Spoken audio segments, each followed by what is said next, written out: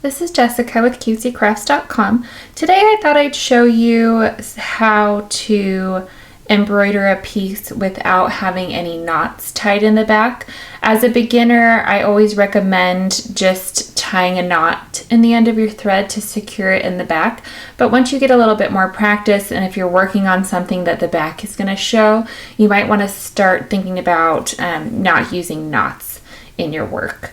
So the first method that I'm going to show you is pretty simple, and it's one that I learned when I was a child and learned how to cross stitch. So you're going to pull your thread up through the back and make sure that you leave probably about an inch or so in the back and catch it. And then this works well for any stitch that you're doing along a line. So I'm just going to show you on a back stitch. So we're going to do one stitch forward. Make sure that you're not pulling all the way through since we don't have a knot in the back. And then bring your thread up a stitch length away.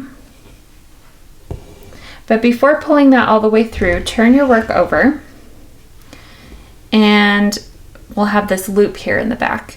And as we're pulling it down, you'll want to make sure that that loop catches the tail end of your thread here. And that'll secure the back of your thread right here. But just to make sure that it's really secure, I like to do that 2 or 3 times. So again, back to the front of our work, we're doing a back stitch. So go back down in that same hole that I brought my thread up through. And then go forward another stitch length. Turn your work over. Then take that tail thread again and make sure that you're going over it to secure it even more. And then a third time, back in that same hole. Forward one stitch length. Turn your work over and then make sure that it's getting caught by that, and that'll keep your thread nice and secure. And then you'll want to take a pair of scissors and just cut off that tail end as close as you can.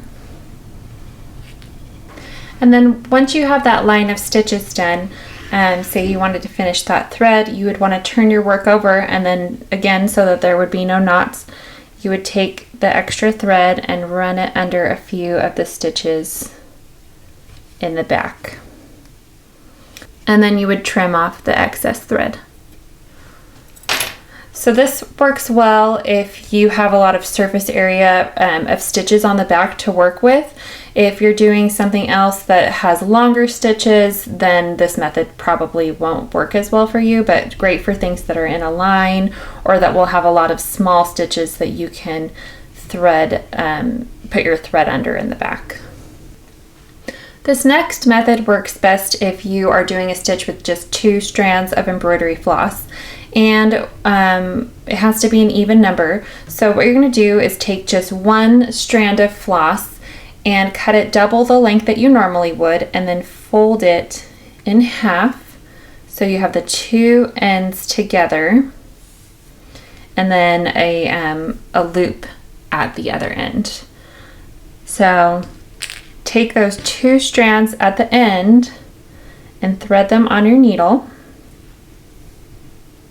Bring your needle up through the back of your work, but don't pull it all the way through. You want that loop to stay in the back.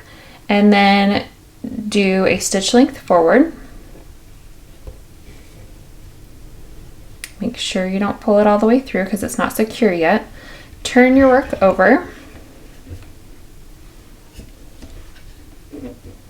And then you see this loop here in the back, we're going to put our needle through there and then pull.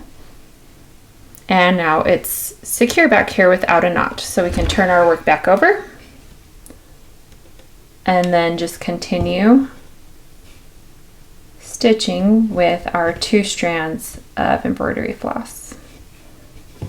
Once you get to the end of your stitches, you can go ahead and, just like before, run the needle under your stitches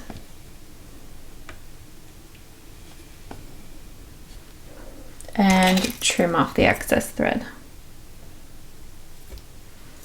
The next method that I'm going to show you is called an away waste knot. This method uses a little bit more thread, so if you're okay with wasting a bit of embroidery floss, I wouldn't do this for every project just because it does waste the floss, but for special projects it's okay. So what we're going to do is start with a knot in the end of our thread, and then about 4 inches away from our starting point, which is here, I'm going to bring my needle down into the fabric. And then bring my needle up through the fabric at my starting point. And then just stitch like I normally would.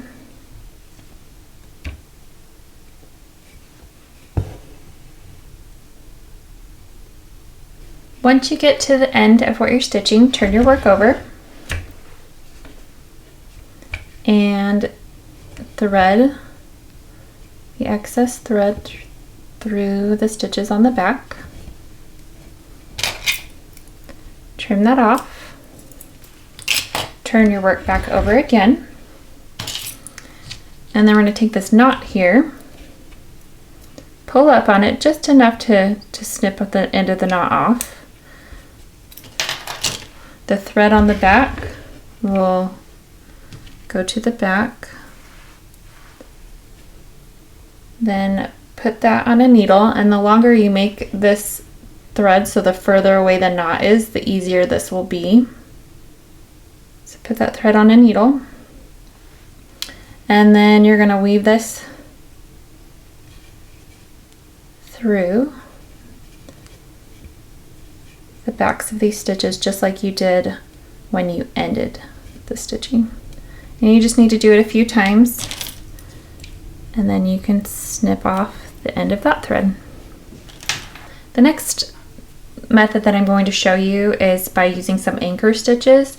So you're going to start again with a knot at the end of your thread, and here's our starting point here. We're going to go along the line and bring our needle down from the front down to the back so that the knot is on top.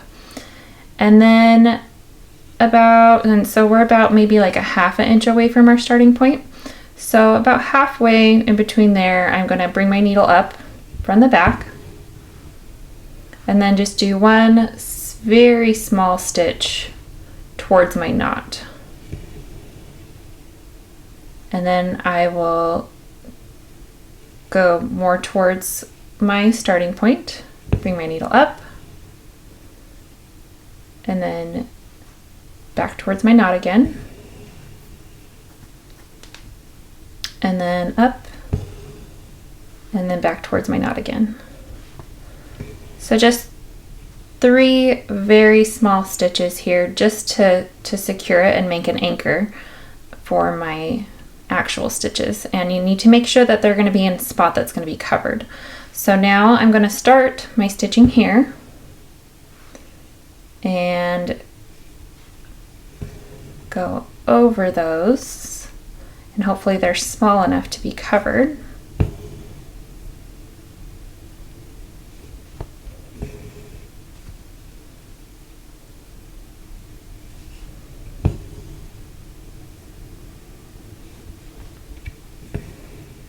And then once you've covered all of those, it should be secure. And then just pull up on your little knot here and cut it off. And then you can continue with your stitches. Once you're finished, turn your work over. Thread the needle under the stitches in the back.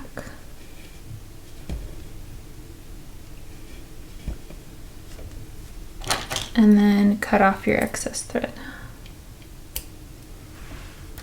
And there we have it, 4 different methods for starting an embroidery project and ending without any knots. And like I said before, if you're a beginner, don't be afraid to use knots. I use knots most of the time just because it saves me time.